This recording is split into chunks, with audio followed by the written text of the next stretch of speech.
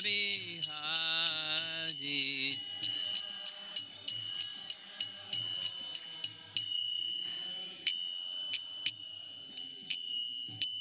Jai Vishnupad Paramahansa Hari Vajakacharya Astatarasatasi Srimad Divine Grace A.C. Bhaktivedanta Swami Srila Prabhupada Ki Ananta Koti Vaishnavrinda Ki Grantaraj Srimad Bhagavatam Ki Gaur Pimanandi.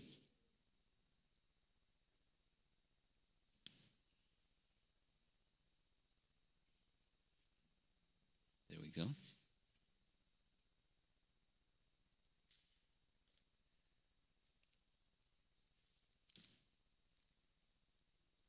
If all goes well this morning, we'll cover through verse 42. And we're going to start with these two because they're connected. 39-40.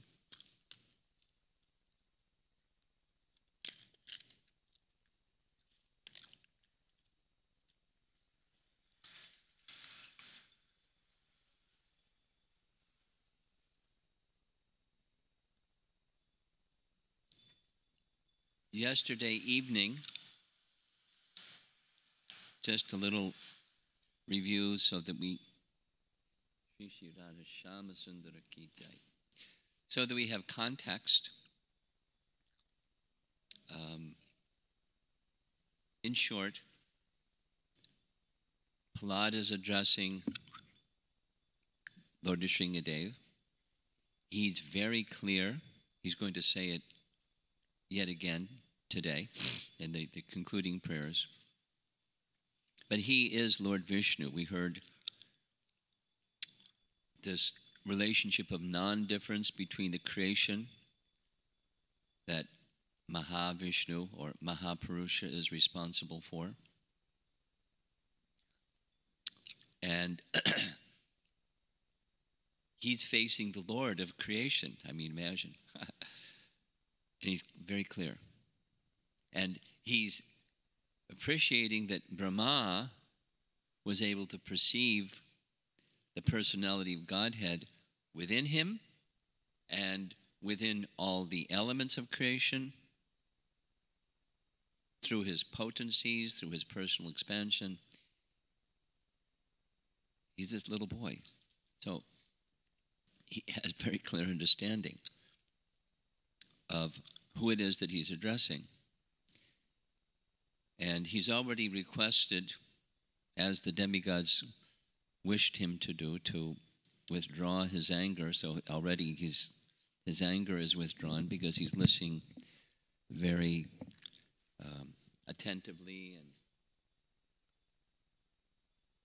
and nicely to Prahlada's prayers. So the roaring anger is withdrawn.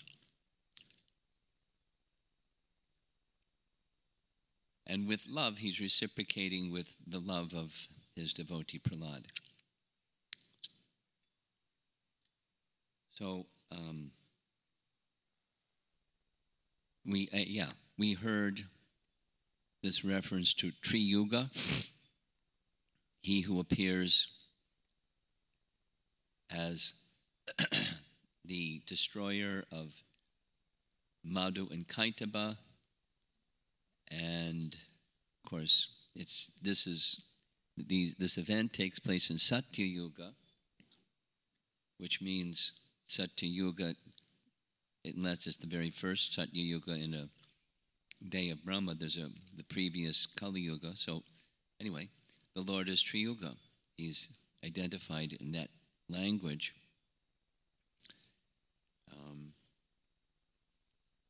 Now comes the next section. This one. Just as before we begin, just a little repeat of something that we heard before, because Prahlada is going to speak in a very curious way. He's going to speak in a way that seems to contradict what he said before. He's going to speak about his attraction for the temporary. sense gratification, a little boy, money, sex with women. He's a little boy. Like, whoa, where'd he go to school? But he's speaking this way out of humility, and also his realization is profound, having heard from Narada. So I'm speaking like this because I'm anticipating questions like, wait a minute, he said that, now he's saying this. It's his humility, and it's what he's understood from Narada. And although there isn't an MP3 recorder recording everything for posterity, it's for the benefit of us. His compassion, we're going to hear about this morning. We're going to hear about his compassion. So he's portraying himself as one of the conditioned souls that's torn by a polluted mind and unbridled senses. And because of that, one cannot understand personality of Godhead correctly. Obviously, he's understanding the personality of Godhead correctly. What does, he's repeating. He's infused with Brahmagyan. He's beyond the influence of material contamination. He's in this spiritual realm, in his Swarup. Swarupena Vyavastati. He's there. But he's characterizing himself as if he's not, and counting himself as one of the conditioned souls. So process it like that as you hear this little section, because otherwise we'll have a lot of hands going up. Why is he speaking like this? He has said, I don't want anything temporary. I don't want power. My father was at the top of the hill, top of the mountain. He took over King Indra's kingdom. He was ruler of the heavenly planets. And in a flash, it was all gone. All his power, all his fame, all his wealth, all his hiranya, all his gold, gone. So I'm not going to make the same mistake. I'm not attracted to these things. Now, in these verses that we're going to hear, he's saying he's attracted to these things. Saying, my mind is always contemplating more money. I mean, he's a little boy. Little boy's contemplating more money. He's speaking like one of us. Let's make it easy for our question and answer session ahead of time. It's for our benefit. Something like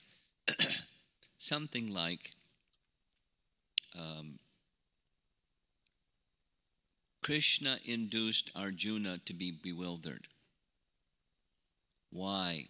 So that Krishna could speak to Arjuna for the benefit of us. Or because we just completed visiting Ayodhya, and in Ramayana,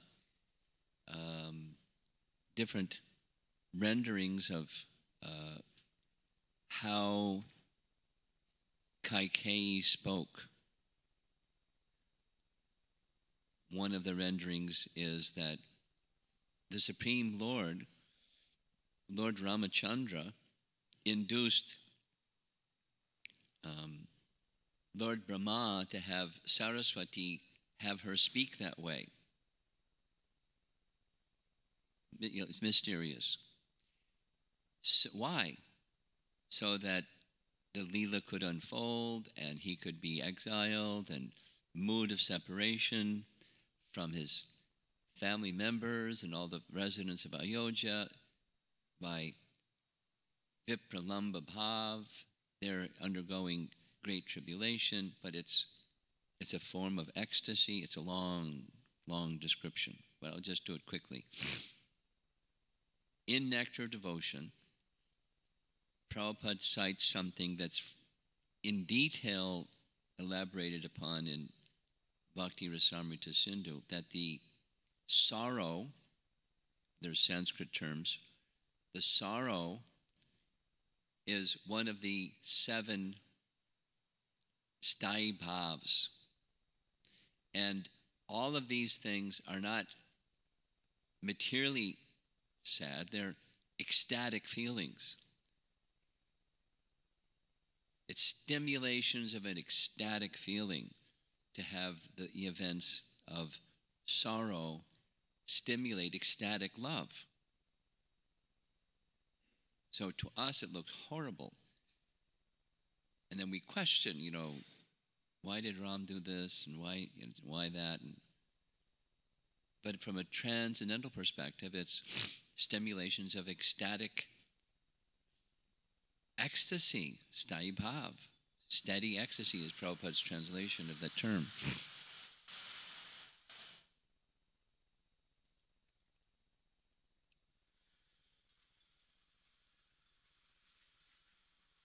So it's not identical, but quite similar in that Prahlada is speaking, the reason for making this reference, Prahlada is speaking the way that he's speaking because he's a pure devotee, and pure devotees do whatever the internal potency induces them to do.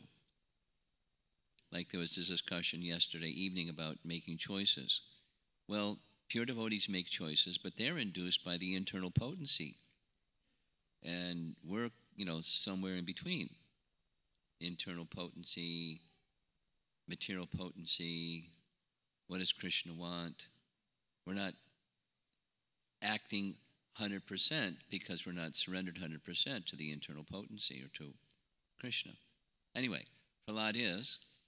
So he's speaking the way that he's speaking to unfold the pastime, which is Prahlada teaching the way of devotional service.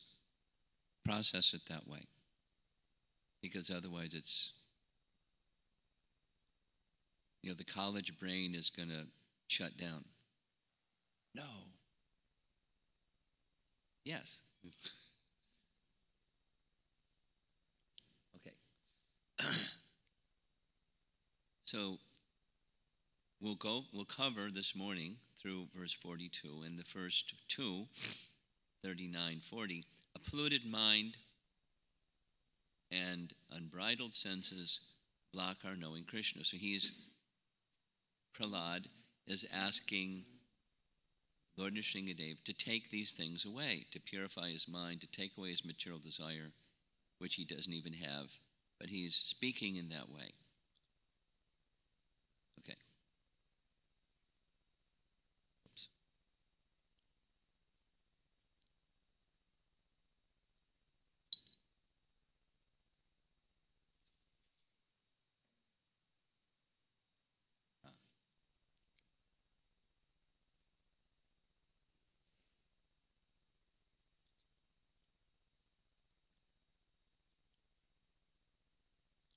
My dear Lord of the Vaikuntha planets. So Nrsingadev has a Vaikuntha planet. Not a heavenly planet, a Vaikuntha planet. And we read carefully Chaitanya Mahaprabhu's instructions to Sanatana Goswami, or look carefully at the cover of Canto 1, Srimad Bhagavatam, and one of those Vaikuntha planets has Nrsingadev. It shows Nrsingadev, the Lord of the Vaikuntha planet, as the four-armed Narayana form. And according to the affection of the devotee, they see the Lord the way that they see the Lord. Prahlada is seeing him this way, and he's understanding he's taken this form to uphold the word of Brahma. Half man, half lion, instead of the other way. There's more, but he's clear. The person that he's addressing is the Lord of Vaikuntha. In this world, the Lord of Vaikuntha has descended, and he's offering his prayers. He's already explained that in previous verses, he who oversees creation. Now, the overseeing of creation is by Vishnu.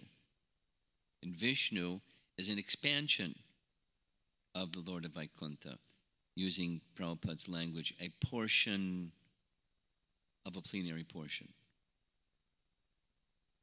Kala, a portion of a plenary portion, the Purusha avatars. So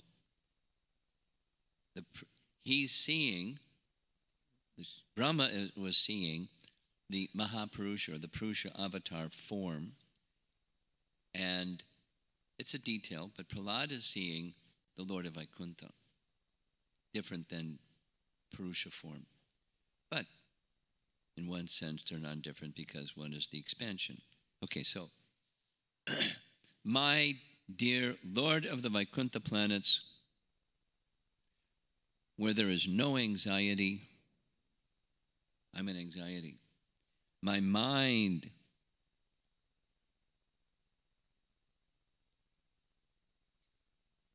manas. My mind is extremely sinful and lusty, being sometimes so-called happy and sometimes so-called distressed. My mind is full of lamentation and fear. Really? I mean, look what he just went through, and he was totally fearless. And, you know, said words to, if he was feeling fearful, why say the things to his father that he said? If he was feeling fear, he just would conceal it. Anyway, so he's speaking this way. And my mind is always seeking more and more money. 7-year-old boy. Thus it has been most polluted and never satisfied in topics concerning you. I am therefore most fallen and poor. In such a status of life, how shall I be able to discuss your activities? Because he's understood this discussing of the activities of the Supreme Lord is the means to become free. So how can I do it? I'm disqualified. Again, it's the humility of Prahlada. So, Prabhupada's purport, to understand the Lord and his activities, one must free his mind from all contamination of the material world. This nirvana, no more material contact. One must come to that position to fully and properly understand. And Prahlada is saying, I'm not there. And one can achieve, and this one can achieve by simply chanting the Lord's holy name.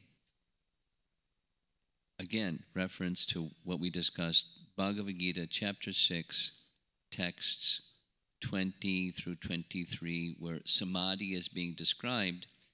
In that purport, Prabhupada speaks of Chaitadarpana Marjanam, and then Bhava Mahadava Agni Nirvapanam, and that second one corresponds with what's being described here.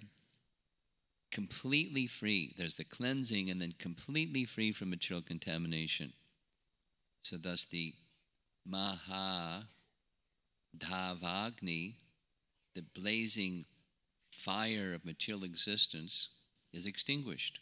That's this beyond material contamination place, affected by properly chanting of the holy name. Thus, one becomes free from all material bondage. Now,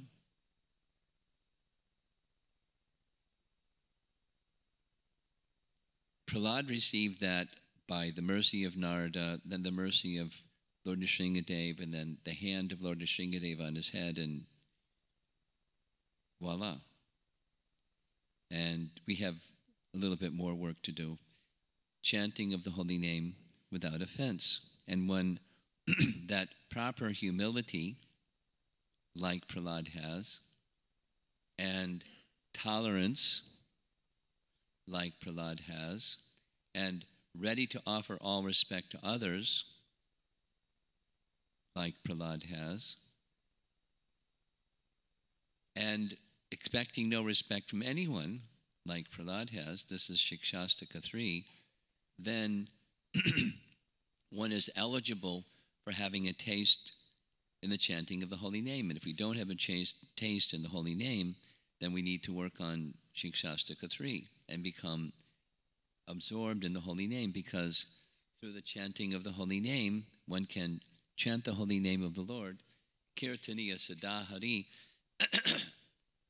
when those qualifications are there.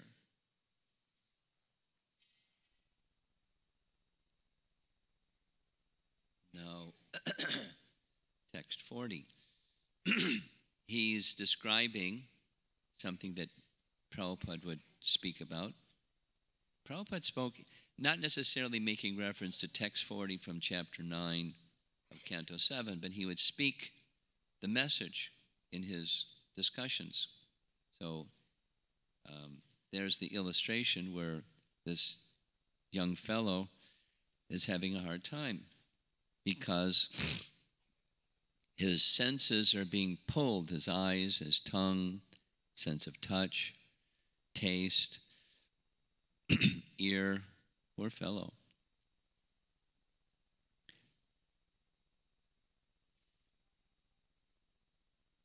So he's now in the verse, Prahlada is speaking like a man who has a wife. It's a 7-year-old boy. What does he know about these things? But he's speaking in this way. My dear Lord, O infallible one, my position is like that of a person who has many wives, all trying to attract him in their own way. For example, the tongue is attracted to palatable dishes, the genitals to sex with an attractive woman, 7-year-old boy, and the sense of touch to contact with soft things. The belly, although filled, still wants to eat more, and the ear, not attempting to hear about you, is generally attracted to Satya Yuga cinema songs. Huh? It's Prabhupada's translation. To mundane musical presentation. The sense of smell is attracted to yet another side.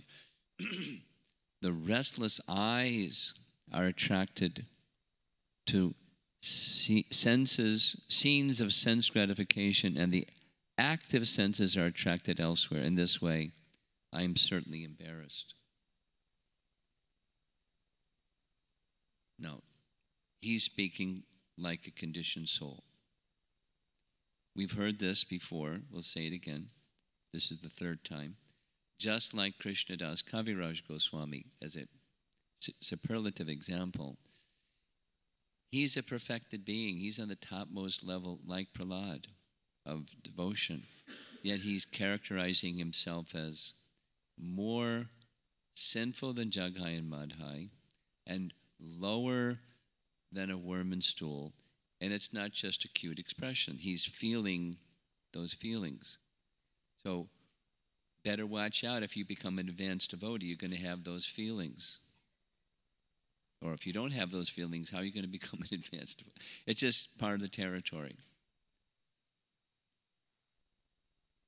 Humility, profound humility, is part of the territory of being advanced. That is to say, in that sense of humility, there's a strong eagerness for mercy. Strong eagerness for mercy. Help, Krishna. Calling feelingly, like a child that's helpless calling for mother.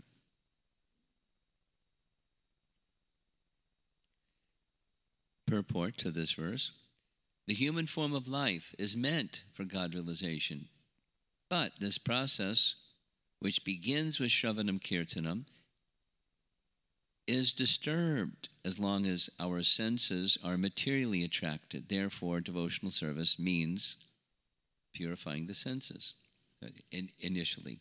Therefore, we have our regulations along with chanting. Chanting without regulations doesn't get you to where you want to go. Just a little story. There's a place in Texas where this guru or personality, imitating Srila Prabhupada, has established a place where they just skip sadhana bhakti and go to Raganuga bhakti. And that same fellow has an ashram in Vrindavan. He's very popular, no regulations. And just go to spontaneous devotional service, ki jai. So one of our devotees went there, listened to a lecture by a sannyasini, and which doesn't exist. And at the end, she was doing the Raganuga Bhakti talk, and he just raised his hands and asked this question. So, is it okay? He just, did the ISKCON direct thing. Is it okay if we have illicit sex, take intoxication, meet, eat, and take drugs? Is that okay? And we can still do the Raganuga Bhakti platform? And she got all flustered.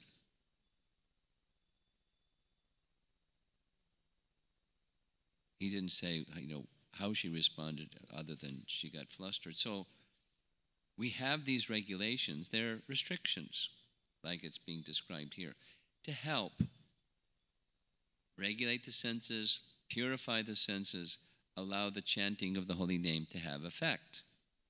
It may take a while because contamination is, lifetimes, not just this, lifetime. Strong. But we follow the regulations because our founder Acharya has given us that advice, and he's given us that advice because it's in the Bhagavatam. And the previous Acharyas recommend this, so we follow. And that helps us to chant. Along with chanting the holy name, we follow these regulations. Now, 2 more verses. Text 41 is really interesting. If you remember from the first morning class, I gave some qualities of Prahlada, and one of them was para dukkha dukhi. Para dukkha dukhi is a phrase that Prabhupada would often refer to. Prahlada and other great Vaishnavas, Vasudeva Datta, and saintly people. They're free from dukkha or distress, except for seeing that others are living their lives in such a way that they're very distressed. So that's a source of distress. Why people have to suffer. A really nice example of this is the beginning of Canto 6 Bhagavatam, where Maharaj Parikshit has just heard from Shukadeva Goswami about the hellish planets. The hellish planets is the destination for people who are overly sinful and have done nothing to atone for those sinful activities. That's their destination, hellish planets, and he describes the hellish planets as part of the universe that Brahma has created. And hearing that description, he who is about to die in now 4 or 5 more days, and he knows it, he's concerned about those who are going to have to suffer. It's compassion, para dukkha dukhi. And it means your distress is to know that others are going to experience distress, and you feel it. It's a transcendental kind of distress, not the sense gratification gets pinched kind of distress. So, Prahlada has that qualification. It comes here in text 41, and then in the next chapter it comes again. In the next chapter, the way that it comes again is Prahlada says, in very interesting language, I don't want to, I know that you want to take me to your abode. Previously he said, when will that day come, will you take me? In the next chapter he says, I know you want to take me to your abode, but I don't want to go and leave behind these fools and rascals, meaning because of ignorance, they're doing things that are going to not just keep them in the bondage of birth and death, but send them to the hellish planets. So I don't want liberation without their being liberated. So in this verse, we're hearing a similar expression said differently, but he's going to appeal for all living entities. All living entities. That's a lot of living entities who are suffering in this material world. Please deliver them. And so the previous section is deliver them from these distractions of sense gratification and mind that's disturbed in so many ways. And he's beyond all that, but he's expressing himself with this profound humility. So the phrase highlighted here is para chara piprahi, which is similar. The message is similar to paradukkadukkhi. Paradukkadukkhi, just a reminder, that's Raghunath Das Goswami's writing, appreciating a quality of Sanatana Goswami, who has a similar quality as Prahlada. He's concerned about the welfare of everyone. This is elevated soul. I'll just share something that I found very interesting. Very interesting. For purposes of speaking the message of compassion to college students, I prepared a presentation on compassion.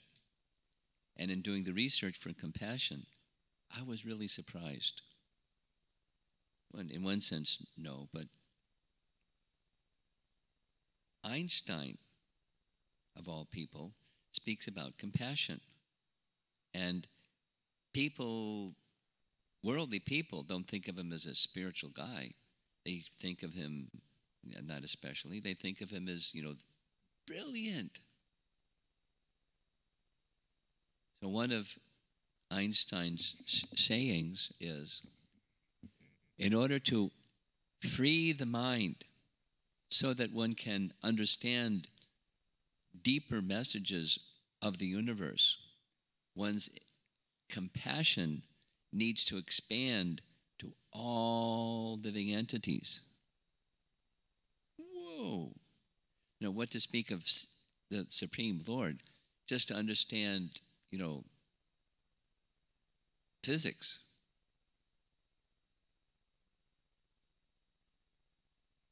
To understand the workings of the universe, because behind the workings of the universe, we know it's Vishnu. Now, he doesn't say to understand Vishnu, he says, in order for the mind to become free, compassion must expand to all living, and that's a lot of living entities, not just human beings. Be kind to your fellow human being. All living entities, expand compassion. So, it's important. Now, we're concerned about me, myself, and I. That's narcissism. But then, or mine, I and mine, my family and my circle of friends, or my group, groupism, or humanity. The circles start to expand, but who's at the center? I and mine. And to expand compassion or concern, it goes beyond that. It's Prabhupada writes about this in Ishopanishad, this euphemism or statement that sounds nice, compassion for all living beings. There's a phrase, I forget the phrase. It's not possible without a spiritual conception. It's not possible without a conception of God, because who can think like that? One of Prabhupada's disciples, Saradiya Dasi, she once asked Prabhupada a question. She shared this with me. Prabhupada, when we're chanting the holy name, should we be thinking this holy name will bring welfare to all living entities? Prabhupada's reply, how can you think of all living entities? You don't have the capacity. Think of the holy name. Now, though it seems contradictory to the message, but you cannot think of all living beings and the welfare of all living beings without Krishna consciousness. That's what he says in Ishopanishad. It sounds nice, but it's not going to happen. Another little Prabhupada story, because I saw the video of this.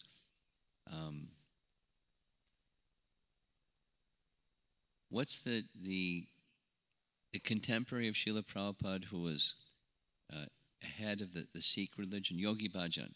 Prabhupada was invited to a discussion with Yogi Bhajan. So it's on video. And Yogi Bhajan was saying to Prabhupada, Swamiji, you're a powerful spiritual leader. And so am I. We're powerful spiritual leaders. And he put his hand in the air and, let's get everyone together and come together. And Prabhupada interrupted him and said, they will never. Now, they will never is, it's God consciousness needs to be at the center. And they will never, because the world is filled with people that, by the very design of material creation, there's dvesha towards the personality of Godhead. They're not going to come together under the banner of the personality of Godhead. So it's not that as a spiritualist, Srila Prabhupada didn't have compassion for all living beings.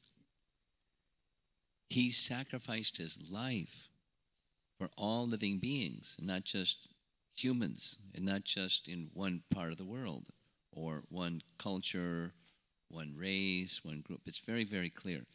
Not just even humanity, but animals and trees and all living entities. He had that compassion, but how did he accomplish it? Not let's bring everybody together in a football stadium and love one another, which is what Yogi Bhajan was saying. Come together and love one another, and that's where Prabhupada cut him off. They will never.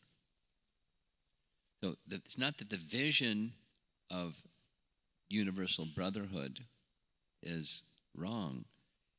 You have to start in a different place than just bring people together and love one another. Peace and love. It's not the cleansing of the heart is needed, as we're hearing here. So Prahlada's appealing here. Those of us who are in this category of mudha, please be kind upon us all.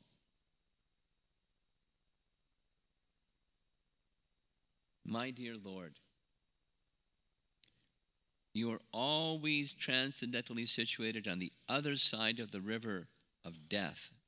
But because of reactions to our own activities, we are suffering on this side. Indeed, we have fallen into this river and are repeatedly suffering the pains of birth and death and eating horrible things. Now, here's the appeal. Kindly look upon us, not only upon me, but also upon all others who are suffering. This universal brotherhood. Para chara hiprahi. And by your causeless mercy and compassion, deliver us and maintain us Remember this reference when Haridas Thakur was speaking in this way. Similarly, please deliver. Chaitanya Mahaprabhu said, it's no surprise that you're speaking like this. You're a manifestation of Prahlada Maharaj, our Haridas Thakur. We mentioned this before. Lord Brahma and Prahlada Maharaj. At least the bhava or the mood. So we heard this phrase for the 10th time. Prabhupada's writing the introduction to chapter 6 of this canto. Prahlada was sent to this world by the Supreme Personality of Godhead to teach the mode of service to the Lord, service to Him, devotional service. So this is part of the mode. Now, our capacity is tiny. But you can't imitate Prahlada and Haridas Thakur and Srila Prabhupada, but the mood is to extend our concern beyond this body or our family or our community or our race or our group or whatever it is, and expand it to our capacity. And then actions should follow that compassion. Just another little teaching about compassion. Analytically, there's 3 parts. There's a feeling, an affective element of compassion, something that you feel for others. There's an active component, something you're contemplating. There's a mental component, an affective component, and an action component. You have to do something. Like this discussion about pacifism. When you see somebody that's being brutalized, you're going to feel something. You got to do something. Practically speaking, if there's compassion, you got to do something. So, another nice example is Vyasadeva. When he looked into the future, because he has the capacity to see past, present, and future perfectly, as if he was there in the future. So he saw Kali Yuga and went, yikes, and so he wanted to do something. He compiled the Vedas for the persons of the age of Kali that would not be able to understand and remember the message of the Vedas which were passed on through oral tradition. And then he explained them. And he did all this work out of compassion. Anyway, and then Narada came and said, whoops, you haven't sufficiently glorified the personality of Godhead. So do that. So he did it. And our acharyas want the world to have it, because it's Vyasa's purpose, to relieve people of this age of Kali from the suffering that comes from the age of Kali. We're part of that compassion mood. And, we're tiny, and we don't have the same compassion that Vyasa and the personality of Godhead have. But we're to be instruments, and we act in that instrumental way, and false ego subsides, and there's some empowerment that comes. Little by little, little by little, little by little. Don't act in false ego to do these things. I'm going to go save the world. We just are instruments of great devotees in the Lord. And then in the instrumental way, something beyond our capacity can happen, because it's their potency, not ours. Just get out of the way. Get false ego out of the way and be an instrument. It's a nice message. Okay, so kindly look upon us, not only upon me, but also upon all others who are suffering. That's everybody. And by your causeless mercy and compassion, deliver us and maintain us. So here there's compassion and humility. Here's Prahlad's humility. Here's the boat, and there's people jumping off the boat into the ocean of material existence. And they're not having a good time in the ocean of material existence.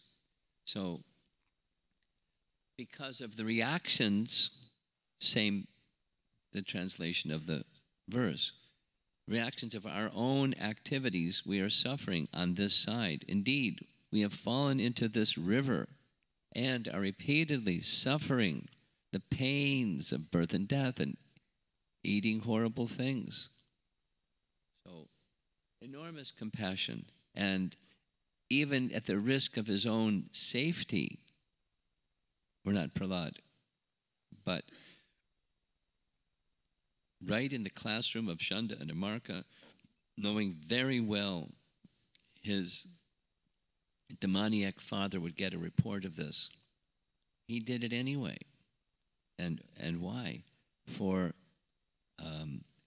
the sake of his friends. This whole chapter of his instructions to his friends ending with, let's chant the name of the Supreme Lord. And they had lively kirtan until Shanda and Amarka came in. What?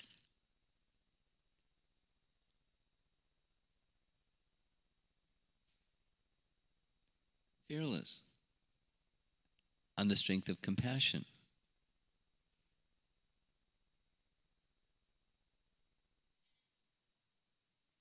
Now kindly look upon us, not only upon me, but also all others who are suffering.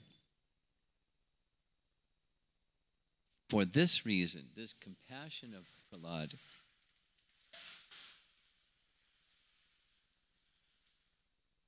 Lord Nrsingadev, towards his devotee Prahlad feels great affection. Towards his devotee Prahlad came to give him protection. Finish this fellow over here. While the demigods were very much pleased by the removal of Hiranyakashipu. Very powerful. We heard this, just nice sharing. When Ravana, this is from, not from Valmiki Ramayana, but from one of the Ramayanas that's authentic. Ravana, when he was concerned about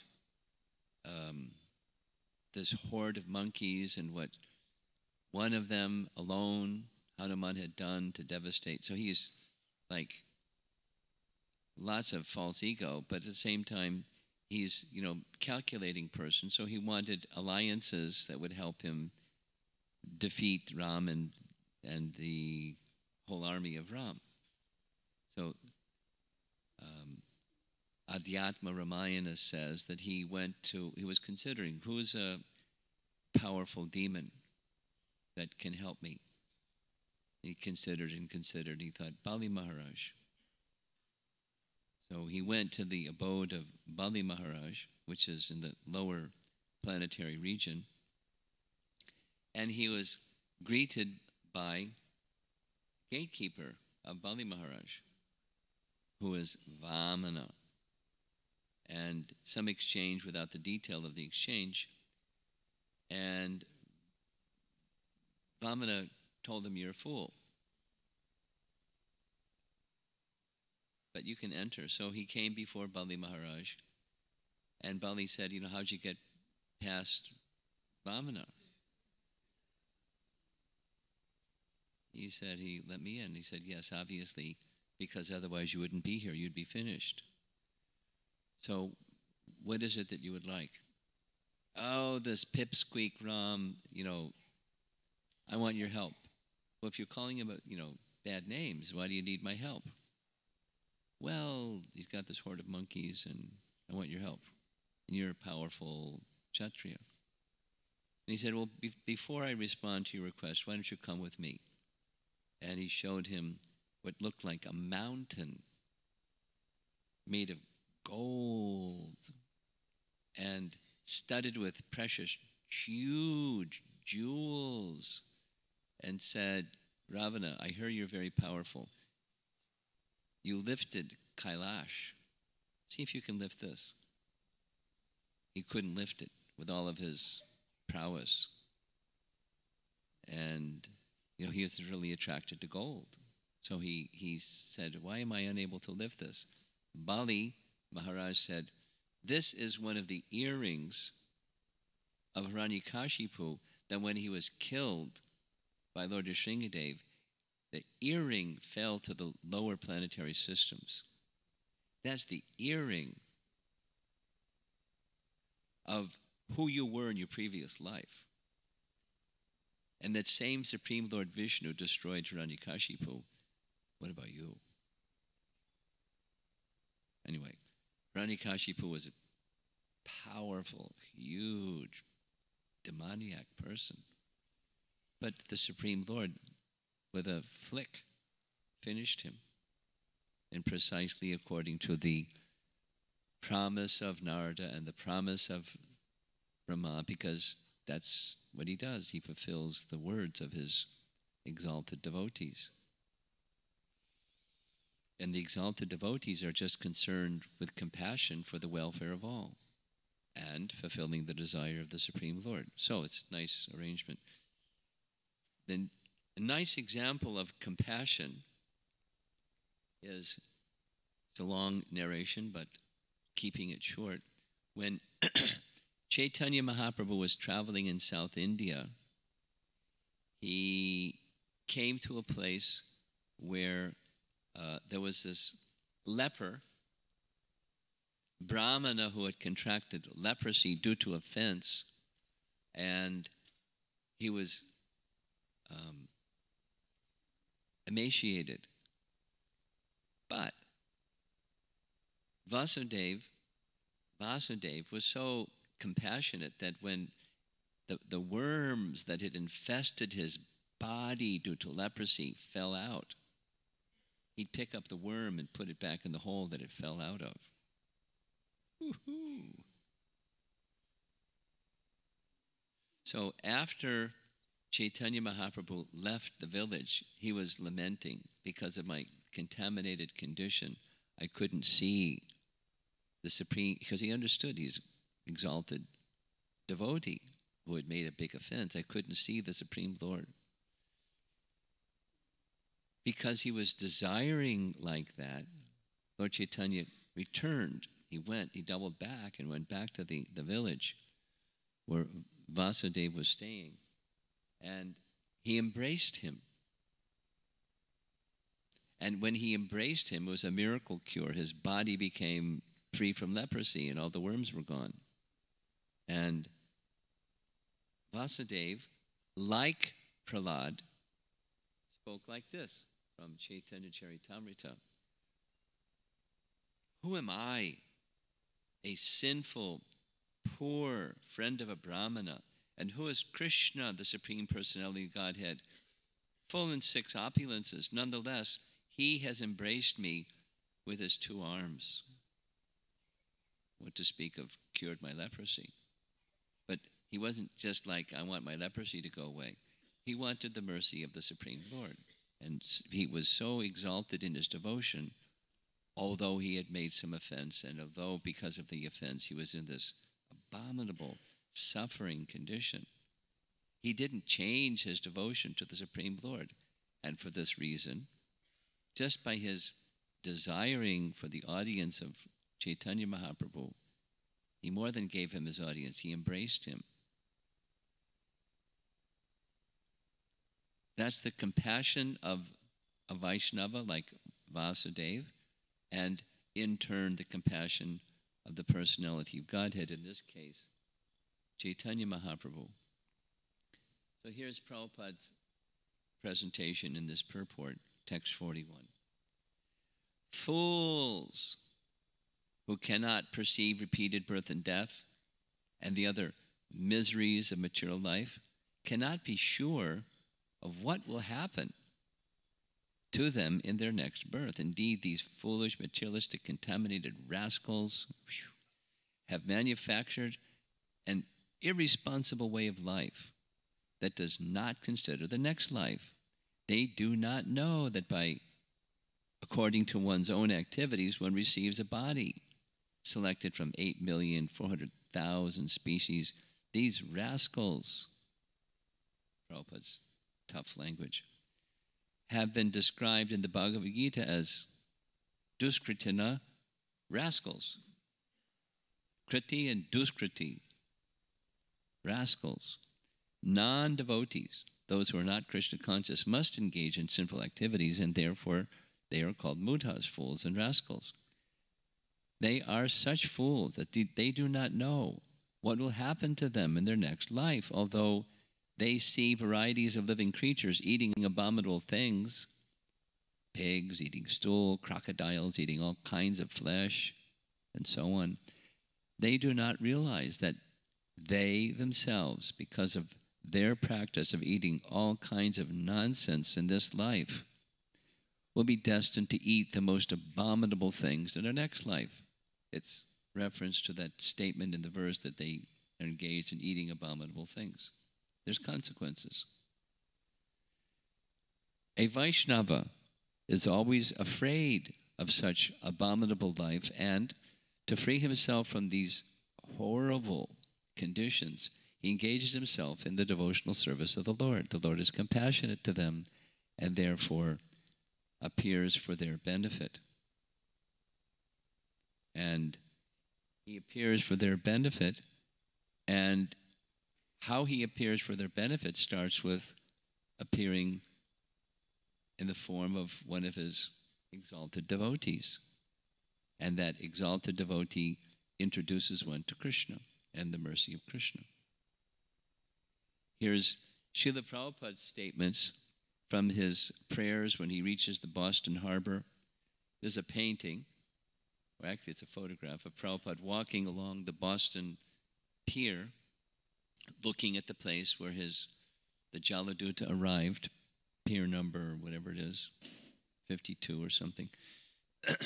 Here's his prayers composed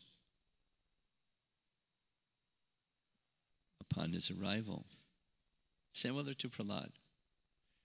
Most of the population here is covered by nature's modes of ignorance and passion, and I do not know how they will be able to understand the transcendental message of Vasudeva. You are the Lord of the whole creation.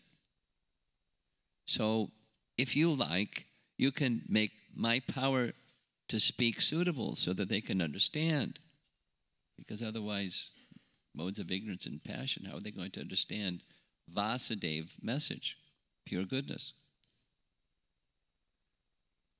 By your causeless mercy only, my words may become transcendentally pure, and I am sure that when such a transcendental message penetrates their hearts, certainly they will feel engladdened and thus become liberated from all unhappy conditions of life. Compassion. Another little, so the reference is these prayers upon arrival at the Boston Harbor.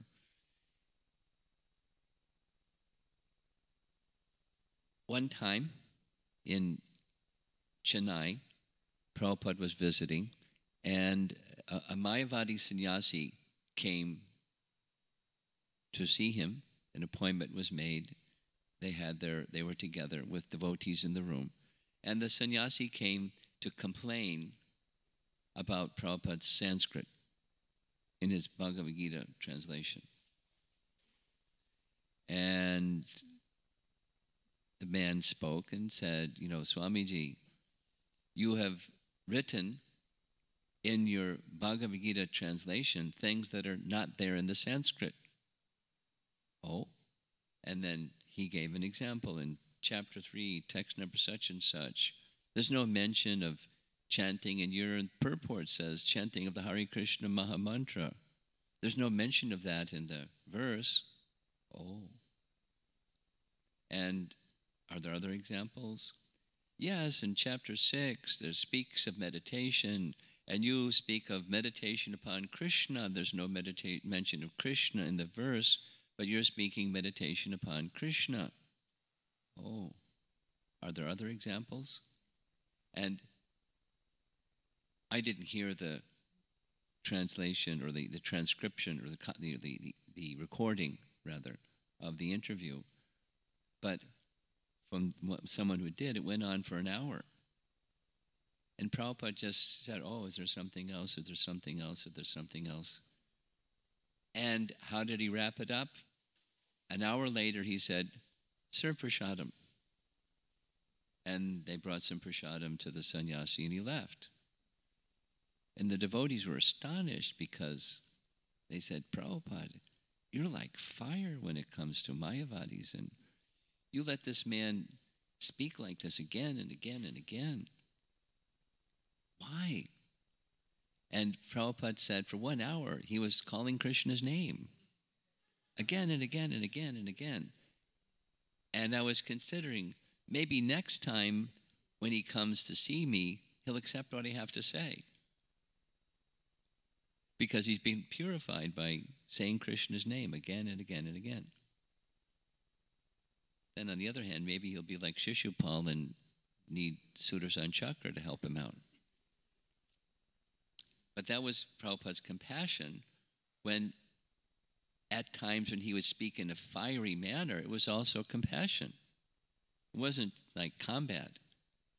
It was compassion. And how does someone who's a pure devotee know whether it's appropriate to speak strongly or to let the person go on saying Krishna's name in derision? It wasn't, his name was called in derision, although that's what Shishupal did. But Prabhupada had such faith in the holy name to see, and compassion, that he wasn't feeling insulted, he was feeling compassion. And when one is feeling compassion, your concern for other living beings, doors open that otherwise we're in this reactive space rather than the what's Krishna's interest space. Just like this question yesterday about how do we make decisions.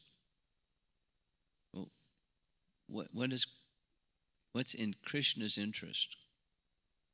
And how can I be an instrument for Krishna's interest? You know, there's layers and layers and layers of contemplation on that question, but Srila Prabhupada is praying to Krishna, and we don't have the capacity of Prabhupada, but we can understand the mood, just as understand the mood of Prahlada, and according to our capacity, adopt that mood. Here's a nice photograph of Prabhupada's compassion in Golden Gate Park, where sitting in the midst of whatever you want to call them. So one time somebody said, Prabhupada, what's a hippie? And he said, you know better than I do. He said, something wonderful.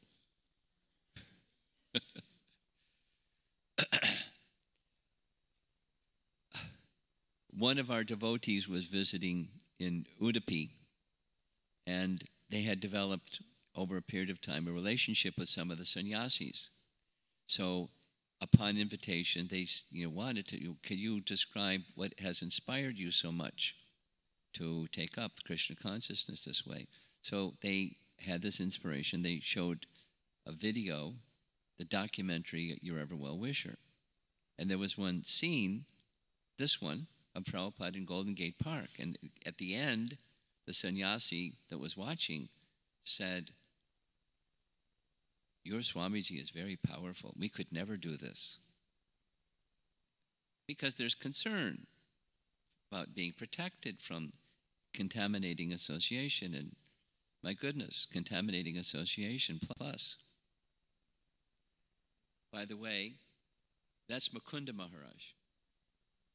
Because before he became a devotee, he was a professional musician. Percussion was one of his instruments and other instruments. So he was part of what Prabhupada engaged in spreading the Hare Krishna Mahamantra because he was a musician.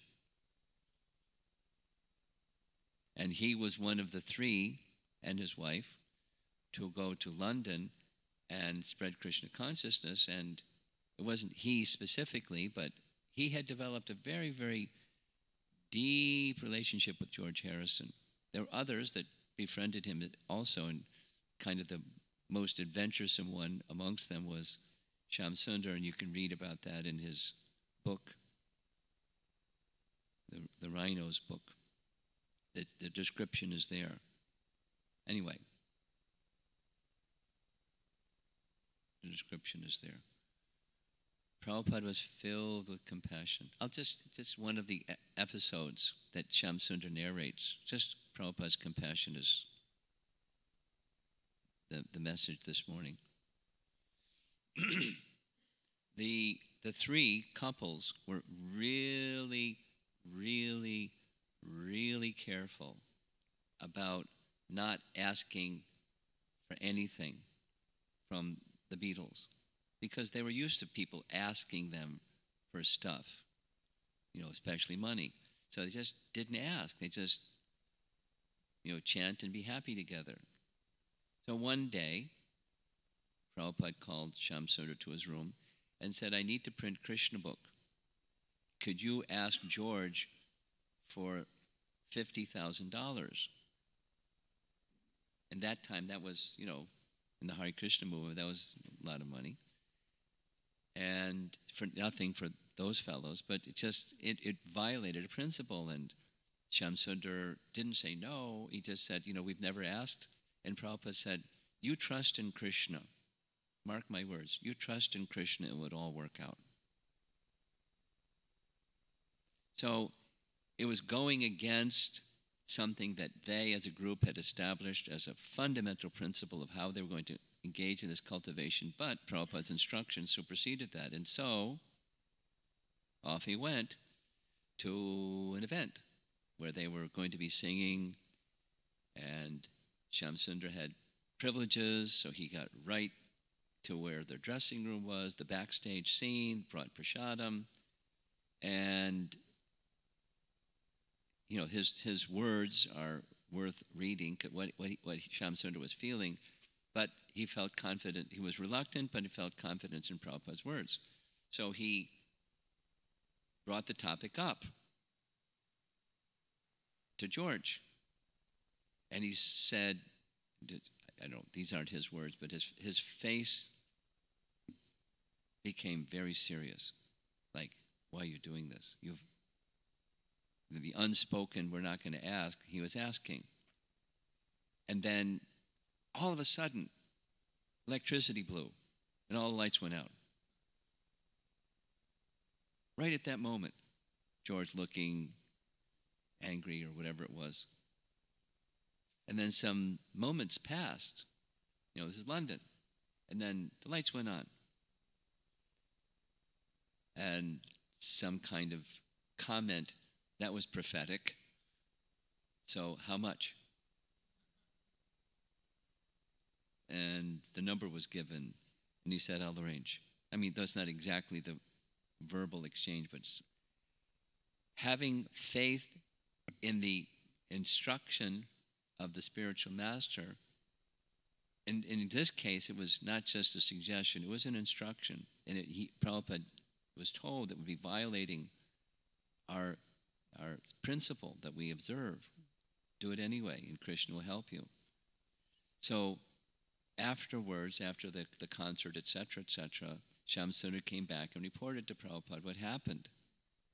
And Prabhupada was smiling and said, I told you, Krishna will help you.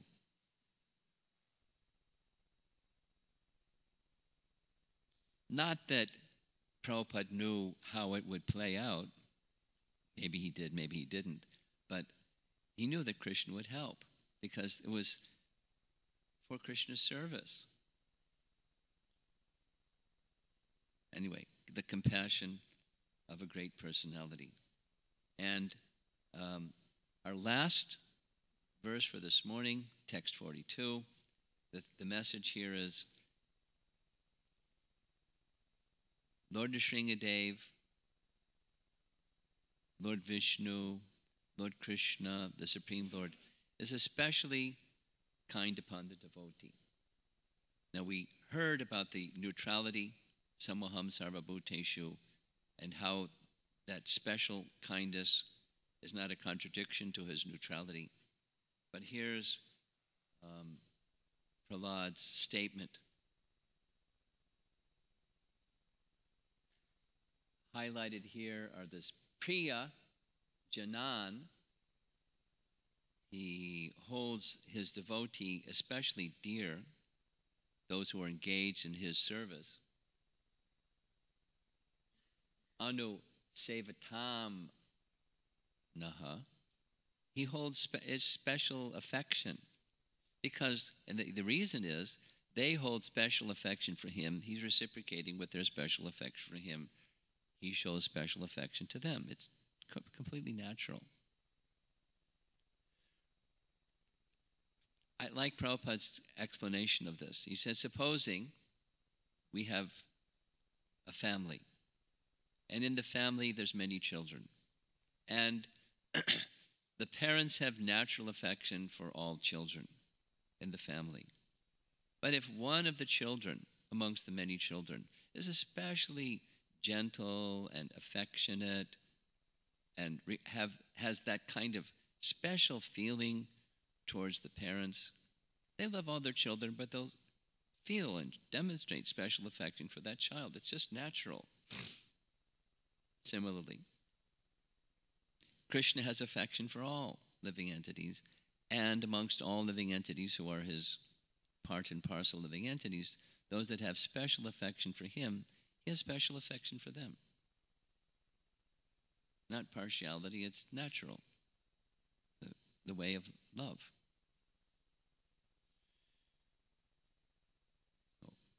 Translation, text 42.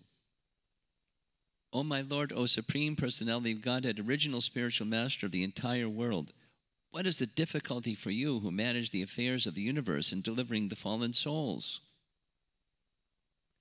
engaged in your devotional service? You are the friend of all suffering humanity. And for great personalities, it is necessary to show mercy to the foolish. Therefore, I think that you will show your causeless mercy to persons like us. Now, again, it's those who engage in your service. The previous verse is appealing for everyone, but, not just me, everyone. I know you'll show mercy to me. I'm appealing that you show your mercy to everyone. So the terminology in the verse, this Akila Guru, he's the master of the entire creation. Of course, he's the master Brahma, who's the creator of the creation. But then all offspring, all living entities come from Brahma, or the lineage comes originally from Brahma. So he's the master of the entire creation, all living entities. Then, Bhava, Sambhava, Lopa, Hetoho. There's Lord Vishnu, the Mahapurusha that he says, Prahlada says that Brahma saw. He's the manager of the whole affairs of the universe. Bhava is the place of suffering. Sambhava, Lopa, Hetoho. And another term, Artha Bandho. So there's different, according to context, different meanings of Artha. It's A-R-T-H-A, and then there's A-R-T-A. So Bandho, that's the suffering living beings. He's the friend of all living beings. So he's a friend to all living beings. He's in the heart of all living beings, regardless of the form of life. And he holds himself as their friend. He's the well-wisher of all living entities. And Krishna Prabhupada explains this in the purport. He is capable of giving shelter to everyone.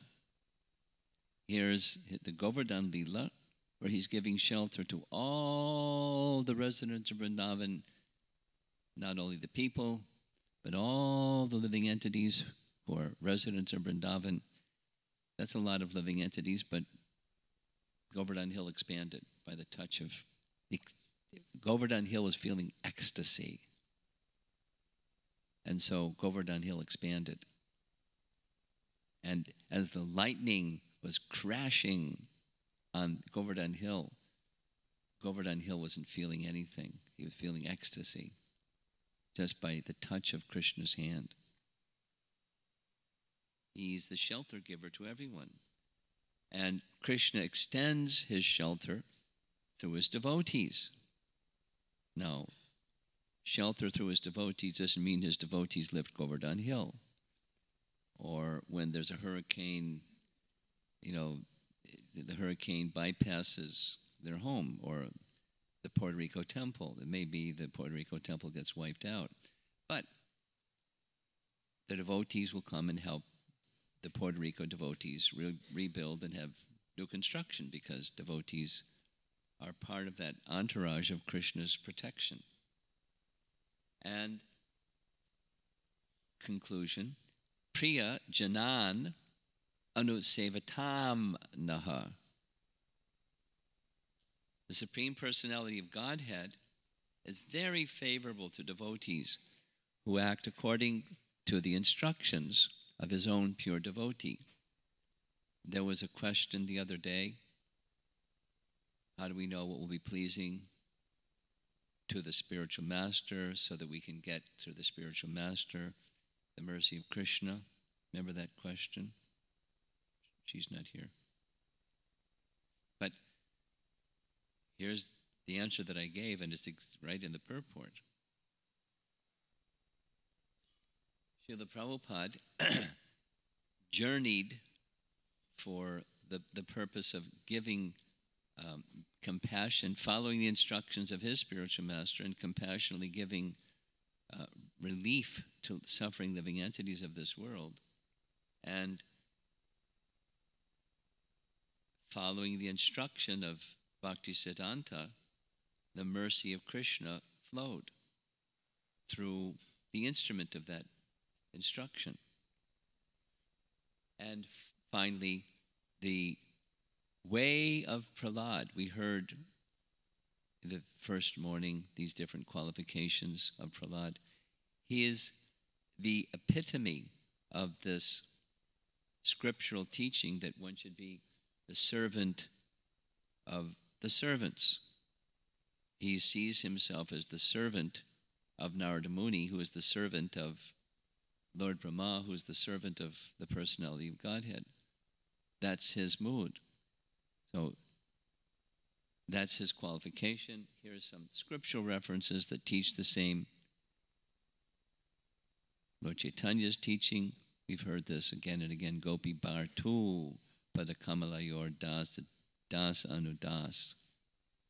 And from Bhagavad Gita, Krishna speaks also of the disciplic succession, Parampara Praptam, Imam Rajarshayo Vidu. One can receive transcendental knowledge in that way of disciplic succession. Or Narottam Das Thakur, in one of his songs, Tandera Charana Sevi Bhakta Sanevas. Let me serve the lotus feet of the devotees of the Lord, and let me live with the devotees of the Lord. Again, Narottam Das Thakur echoing the same. O my Lord, O Vaishnava, please consider me your dog. Tumita Thakur, Tomara Kukura, woof woof. Just faithful. So like one of the characteristics of a dog is very faithful to the master. One of the reasons people like dogs is these many dogs, they're faithful to their master, and they like someone that's faithful to them. You keep a dog. and Bhaktivinoda Thakur. Krishna se tumar, Krishna dite par. Krishna is the property of his pure devotee, and if we take shelter of the pure devotee, then he can deliver Krishna very easily. So that concludes our verses for this morning. So do we have the portable microphone ready? Who has it? You have it. Okay, over here.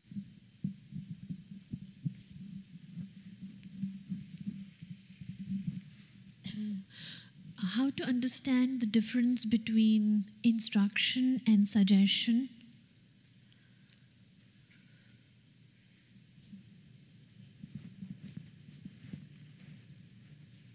When, just taking this example of Shamsundar being instructed, it was an instruction. It wasn't like, what do you think? You might want to consider. It was explicit.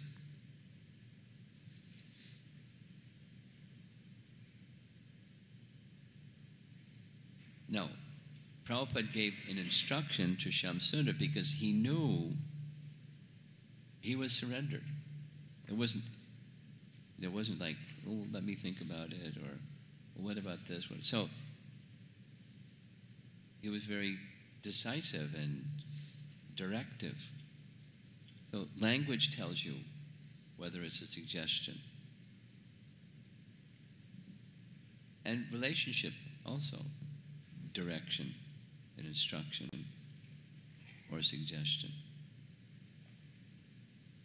You know, suggestions may come because, for example, there may be many variables that the person who has the position to give an instruction may not be aware of, the variables, and so rather than give instruction, it's a suggestion.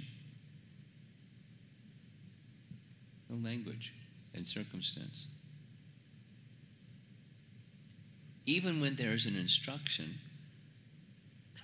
it's not inappropriate to seek clarification, or like Arjuna did, Krishna, how is it possible to control the mind? Someone can say in dialogue with the person giving instruction, I don't know if it's possible within my capacity to do this instruction. Not saying no. Like Dasarath did with Vishwamitra. That was an instruction, wasn't a suggestion. And he, well, you know, I don't know. So, dialogue is, if you're unclear, you can ask, is this an instruction or a suggestion? But language will tell you. I have another question. Yeah. I was a little confused when I was hearing the Ayodhya lectures and then the same topic. Which one?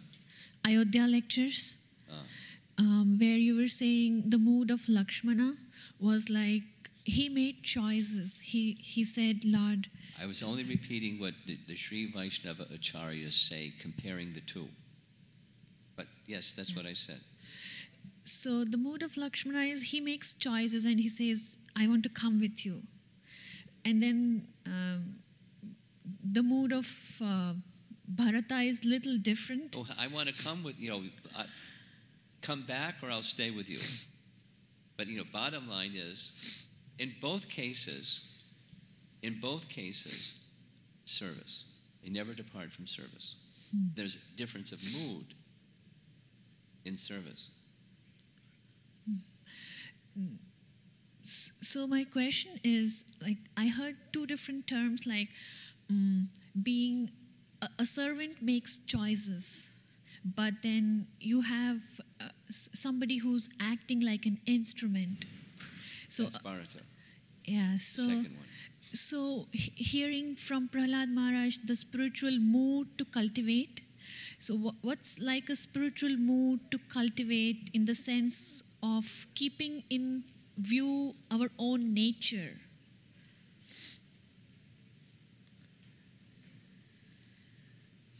Well, keep in view your own nature when making choices. It comes back to the how do we know is something a suggestion or something an instruction? If it's something that's an instruction, you can ask, you can say, how is it possible? But an instruction is different than a suggestion. It's not exactly a choice. It's an instruction is an instruction. And then a lot of this depends on, in response to your question, it's the relationship.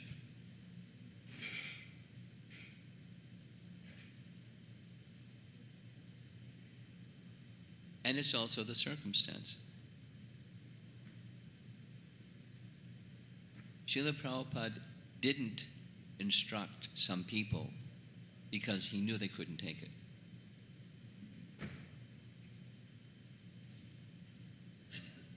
But some people he would instruct because he knew they could take it. And he knew that they needed it, whether they could take it or not. But he was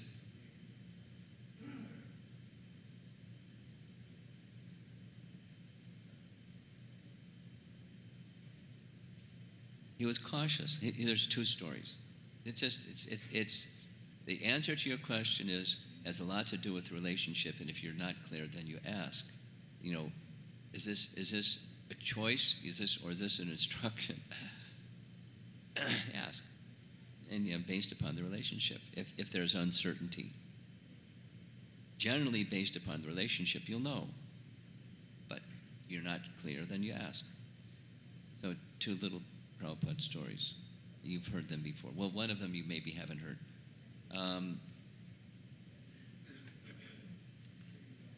I heard this from Hari Sori. Prabhupada very rarely showed strong kind of speech to his female disciples, but in one person's case he did, and because his explanation was she can take it.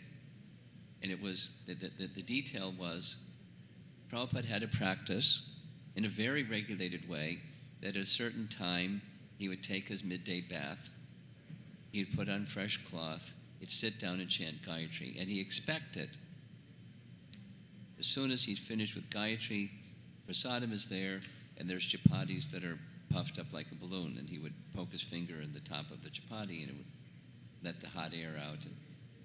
And then within a certain interval of time, the next chapati would arrive, and he could decide whether he would take it or not, but it was like, that was just standard. So one time, Palika was cooking, and the chapati didn't come on time. And he called Palika from the kitchen, and he raised his voice and, spoke something that was really strong. And she left the room. And Prabhupada commented, normally I don't do that with ladies because they can't take it, but Palika can take it. And it was purposeful. It wasn't, my senses are inconvenienced. What's wrong? What kind of servant are you? It was purposeful in a different way. The purposefulness was so the disciple would understand, be attentive when you're doing service. Because if you're not attentive in doing service to the spiritual master, are you going to be attentive otherwise? You'll be attentive to sense gratification, not to the mood of service. So he was training, when he would speak strongly to devotees, it was to train them to be attentive in your service. Pleasure of Guru and Krishna. Attentiveness. But he wouldn't do it with certain devotees because they couldn't take it. And it was his comment, Hari Sori shared this, I don't speak like this with women. Except with Palika I can speak like this.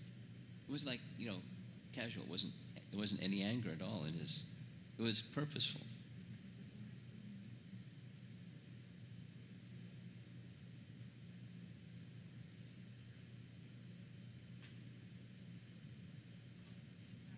Then another keeping it a shorter version than the longer version, Prabhupada was spending one afternoon with the devotees speaking about how his Western disciples would become spoiled by returning to their previous ways of rock and roll and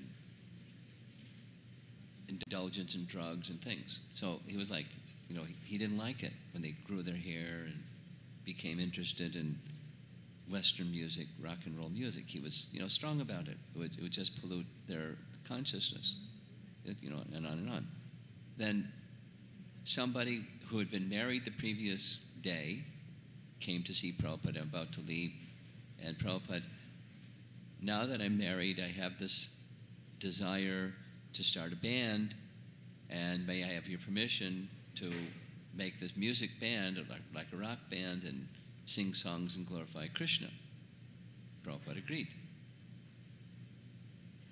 And when he left, the devotees said, I think it was again Hari Sori told me, Prabhupada, you were just so strong about this is Maya and it corrupts my disciples, I don't like it, and on and on. And then here comes this fellow and you said, go ahead. And Prabhupada said, I said go ahead because he would do it anyway. So he didn't give the instruction because it would compound the problem of violating the instruction of the spiritual master. So there's some caution in various ways about, those are the only two, of various ways of giving instruction. Some people can't take it, some people won't follow. So having the position of giving instruction, it's a responsibility that has to be very carefully exercised. And then that's on the giving side, and then on the receiving side, one can go back and ask, is there option? Is this an instruction? What about?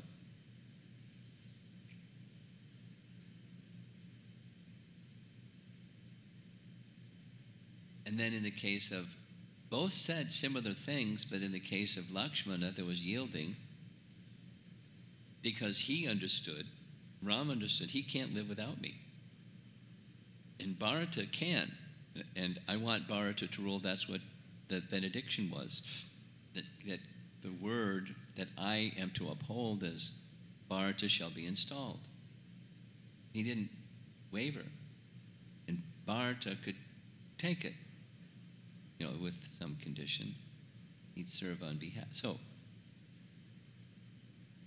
Ram knew the mood of both, and Ram was yielding with Lakshmana and not yielding with Bharata. So that's the role of the instructor, and then the role of the instructed is to understand what the relationship is, and not like how much negotiating room do I have, but what's the relationship? Who am I? And what's the relationship? Bottom line for both, they would serve. Just the mood of service.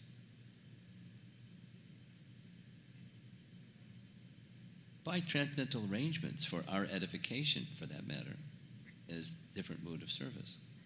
Because they're persons, there's different mood, but also for our edification. In Shatrughna, yet another mood of service. So,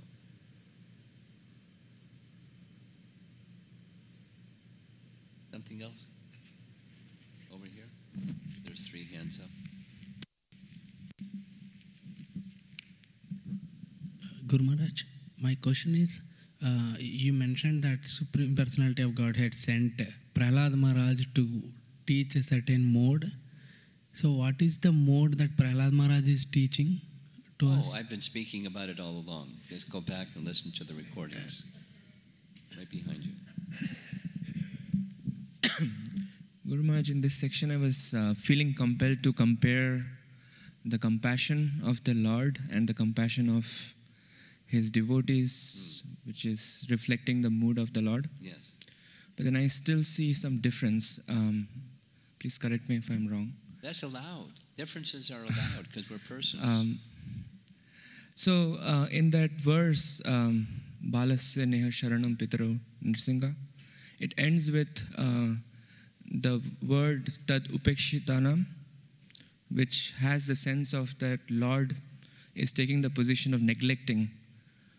And that is also in the mood of yayatha mam prapadyante, that however way one approaches, the Lord is simply reciprocating. So in other words, the sense of neglect naturally comes for those who are not ready to surrender. But in the case of his devotees, like in the Madhyamadikari, we use the same word, upeksha, prema maitri kripa, upeksha. The same word is used, but that is applied particularly towards envious, or those who are really inimical towards the Lord. So I'm thinking that in the case of Krishna, the sense of neglect seems to come early because of his just reciprocating in the mood of the person. But in the case of his devotees, they would like to intervene into the life of devotees, into the life of people, and try to see how to inject the mercy of the Lord. I don't know whether my understanding is... I think I follow your question.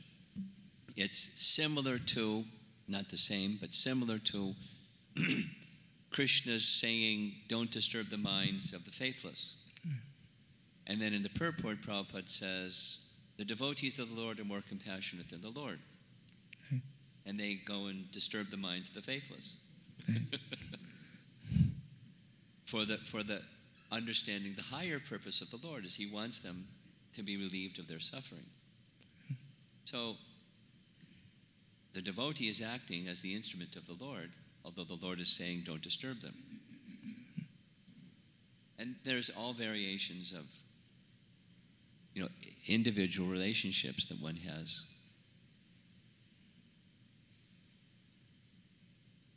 There's broad direction from Chaitanya Mahaprabhu and the followers of Chaitanya Mahaprabhu to go here and there and chant the holy name. And that's going to disturb some people. We chant the holy name. Because that's a higher instruction, and etc. And then there's individual ways of how do we reach others with the holy name. There may be different ways of doing that. Packaging it.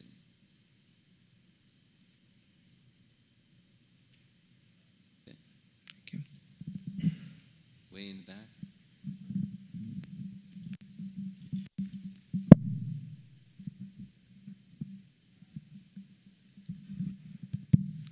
Hare Krishna Maharaj. Without Krishna consciousness, one cannot have true compassion.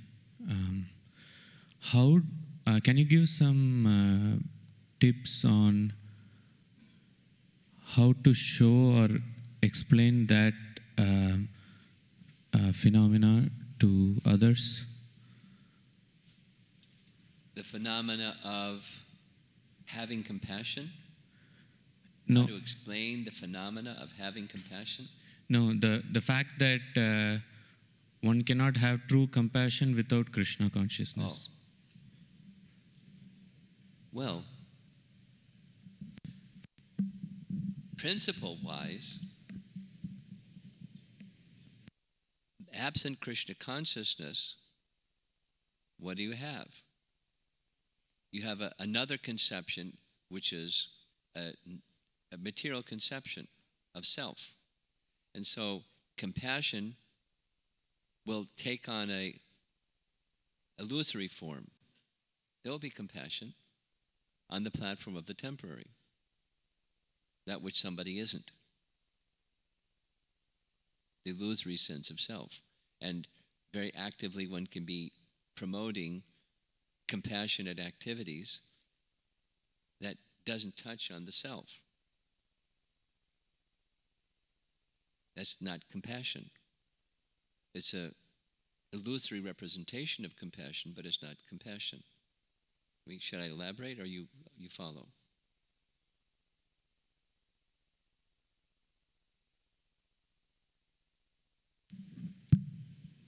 So I specifically have one of my close friends in mind, and she is really into the compassion thing, but without the Krishna consciousness part. I have tried to explain to her how we are not the body, and how we are not temporary, and we are the spirit soul, and we are eternal. Yeah. And hence any compassion which is on the bodily level is not true compassion. It's limited. In the language of Prahlada, one of the verses, it's limited and temporary and imperfect.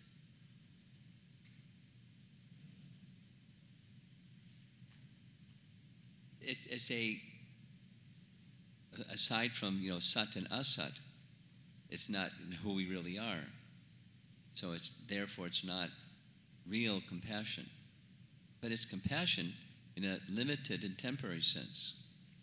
So now, how to take that limited and temporary, maybe just like add Krishna to the picture. That limited, and is the body permanent or impermanent? Is the benefit that goes to the body or the mind permanent or impermanent? Which is better, permanent or impermanent benefit? So what's that permanent? Is there such a thing? In your dialogue with your friend, is there such a thing?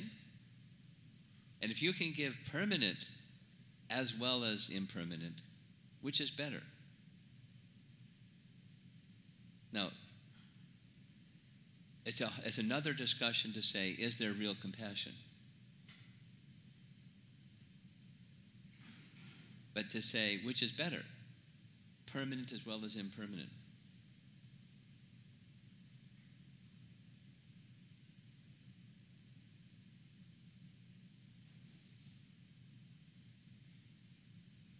Does that help?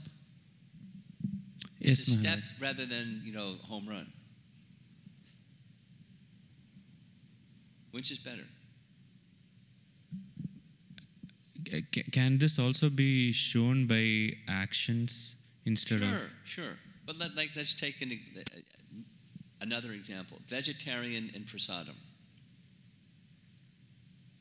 Which is better?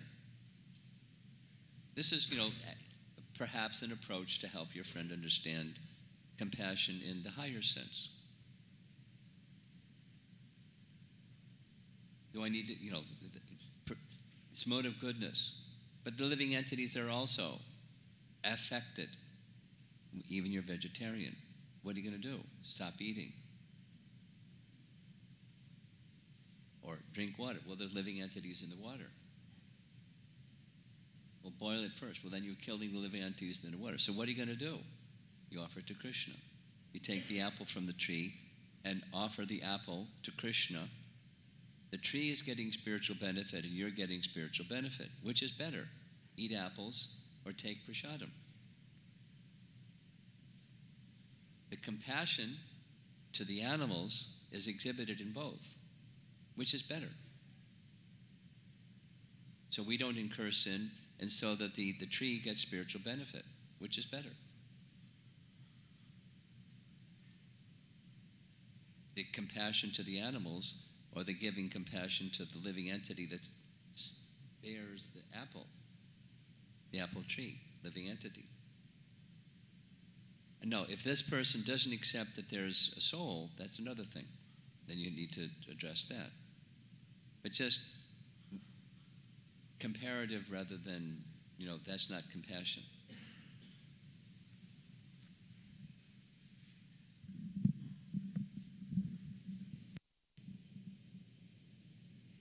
Yes, two, and then we're going to finish because of the time. Dvaita Chandra. Guru Maharaj, I've been trying to meditate on Prahlada Maharaj's quality of fearlessness. Yeah, me too. Especially as we live in a world where man-made causes of fear are increasing. you made a statement today about fearlessness on the strength of compassion. And we've also heard that fearlessness arises when one goes beyond the bodily conception of life. Is it recommended that we focus on the former, like fearlessness arising out of compassion, developing that quality based on compassion, versus focusing on being freed from bodily conception? Well, they help each other. Meaning, there's qualities, and it's good to know, like this prior discussion, what is compassion, and what is fearlessness, and how are they, qualities. But it's not going to develop without going beyond the bodily conception. Even you may have the notional idea of what this one is and that one is, and you try to cultivate it. It's not going to happen. 2.41 purport. Advancement in spiritual life is fully dependent upon having a spiritual conception of life. Notional spiritual life is quite incomplete and not very satisfying. Those qualities will not manifest, even when it tries to. So, both are important.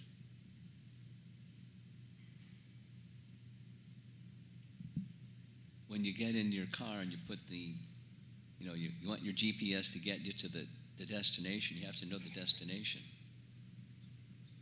But you also need, know how to get there to the destination. Like that. Over here, last question, because of time.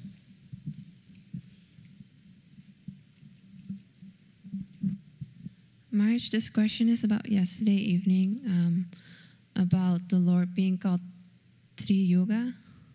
Okay. I was wondering, is Kalki not counted as an avatar? And Buddha. We had this discussion with somebody afterwards. I only repeated what Gopinathacharya said. But my understanding is, yes, there are Yuga avatars in Kali Yuga, Kalki being one, Buddha being another.